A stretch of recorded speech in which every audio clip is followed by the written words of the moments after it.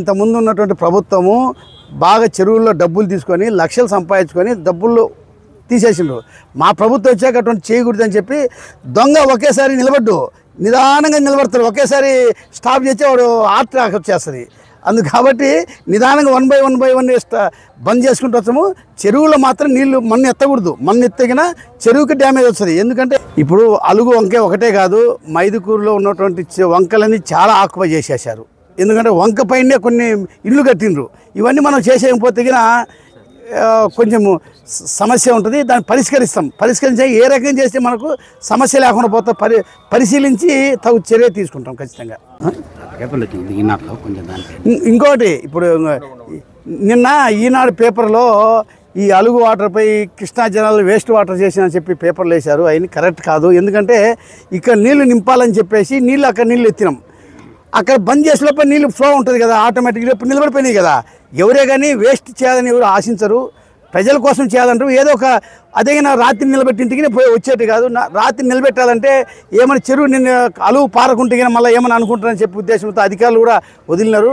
మనం అధికారులను కూడా ఎట్టి పరిస్థితులు అనకూడదు. అధికారులు చాలా సపోర్ట్ చేసి బ్రహ్మాండంగా మనం సపోర్ట్ చేసిన దానివల్ల ఈరోజు మన చెరువులన్నీ నింపుకునే అవకాశం వచ్చిందని చెప్పి నేను తెలియజేసుకుంటున్నాను.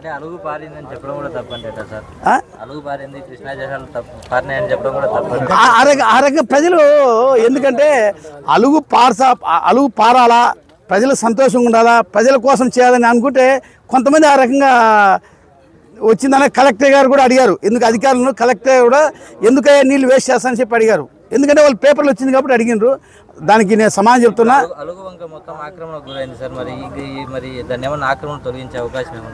ఇప్పుడు అలుగు వంకే ఒకటే కాదు, మైదుకూరులో ఉన్నటువంటి వంకలన్నీ చాలా ఆక్యుపై చేసేసారు. ఎందుకంటే వంక పైనే కొన్ని ఇళ్ళు కట్టిండ్రు. ఇవన్నీ మనం చేసేయకపోతే కొంచెం సమస్య ఉంటుంది. దాన్ని పరిష్కరించి ఏ రకంగా చేస్తే మనకు సమస్య లేకుండా పోతే పరిశీలించి తగు చర్య తీసుకుంటాం ఖచ్చితంగా. ఇప్పుడు సామాన్యులకు అయితే అవగాహన ఉండదన్నా, ఇంజనీరింగ్ అధికారులకు అవగాహన ఉండదా? నీరు ఎంత వస్తే మనకు చెరువు సరిపోతుంది? నేను కనీసం అంటే 9, 10, 12 గంటలు నీళ్ళు వృధా అయింది. వేస్ట్ అదే రాత్రి నిలబెట్టింటే నీళ్ళు చేరుకుంటే కదా. అది ఎన్ని అదే రాత్రి నిలబెట్టేసింటే సరిపోయింది. రాత్రి కావాలి పొద్దున అలుగు పారదా.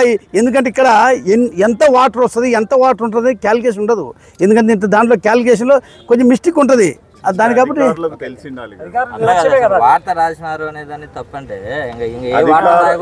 అది వార్త రాసిన తప్పు కాదు. ఇప్పుడు యాక్చువల్గా మీరు చెప్పే పాయింట్ నేను చెప్తారు.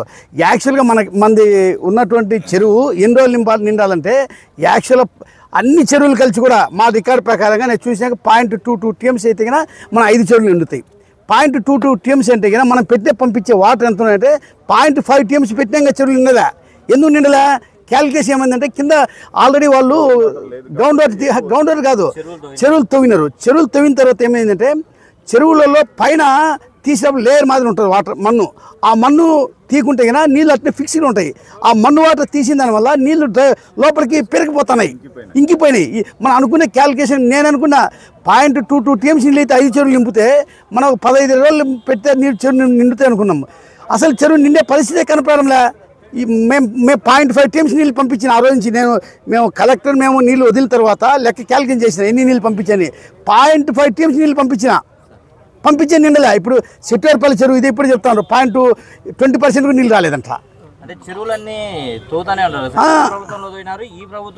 అదే ఈ ప్రభుత్వం అది అందుకు యాక్చువల్గా ఇప్పుడు ఇంతకుముందు ఉన్నటువంటి ప్రభుత్వము బాగా చెరువుల్లో డబ్బులు తీసుకొని లక్షలు సంపాదించుకొని డబ్బులు తీసేసిండ్రు. మా ప్రభుత్వం వచ్చాక అటువంటి చేయకూడదని చెప్పి దొంగ ఒకేసారి నిలబడ్డు, నిదానంగా నిలబడతారు. ఒకేసారి స్టాప్ చేస్తే వాడు హార్ట్ అటాక్ వచ్చేస్తుంది.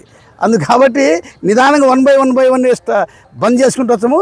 చెరువులో మాత్రం నీళ్లు మన్ను ఎత్తకూడదు. మన్ను ఎత్తగినా చెరువుకి డ్యామేజ్ వస్తుంది. ఎందుకంటే ఆ పై లేయర్ అనేది ఎత్తేసిన తర్వాత నీళ్లు స్టోరేజ్ నిలబడదు, ఆ లోపల ఇంకిపోతాంటి నీళ్ళు. ఇప్పుడు నాకు ఆశ్చర్యం 0.22 TMC నీళ్ళకి బదులు ఇప్పుడు 0.5 TMC నిలబడలే. అప్పుడేం చేసినాము, బ్రహ్మసాగర్ పోయే వాటర్ను వాళ్ళకన్నా కాబట్టి ఫస్ట్ మనం మైదుకూరు ప్రజలు రావాలని చెప్పి మెయిన్ గేట్ నీళ్ళు ఎత్తే పరిస్థితికి వచ్చాము. దానికోసం సెక్రటరీ కూడా మమ్మల్ని అడిగినారు, ఎందుకు మేము ఇక్కడ పోయే వాటర్ నిమితే మాకు మైదుకూరు ప్రజలు ఇంపార్టెంట్ సార్, అక్కడ ప్రజలు ఇంపార్టెంటే, ఇక్కడ ఒక 4 రోజులు వదిలితే సరిపోతాయని చెప్పి అధికారులకు నేను సమాధానం చెప్పిన తర్వాత వాళ్ళు కూడా అగ్రి అయినారు. దానిపై అన్ని నీళ్ళు వదిలితేనే ఈరోజు నిండింది, లేకుంటే మీకు ఇంకా 2 నెలలైనా నిండే పరిస్థితి లేదు. ఎందుకంటే వచ్చినటువంటి వాటరు అట్నే పెరిగిపోతుంది. అది కాబట్టి కొంచెం క్యాలిక్యులేషన్లో కొంచెం ఇది ఉంటుంది, నో ప్రాబ్లం. మన ఇంకోటి వంక ఇది కెనాల్ కూడా పుడిపోకుంటే ఏముండేది కాదు, ఆ పుడిపోయింది, కంప్లీట్ పోయేది. కాబట్టి అది కూడా మాకు కూడా బాధాకరం, ఎందుకంటే అంత వాటరు అంతసేపు ప్రజలు ఇబ్బంది పడినట్టు నాకు కూడా బాధలేసింది. అయితే కొన్ని పొరపాటు జరిగిండొచ్చు, దాన్ని సరిదిద్దుకొని మనం ముందుకు పోవాలంతే మనం.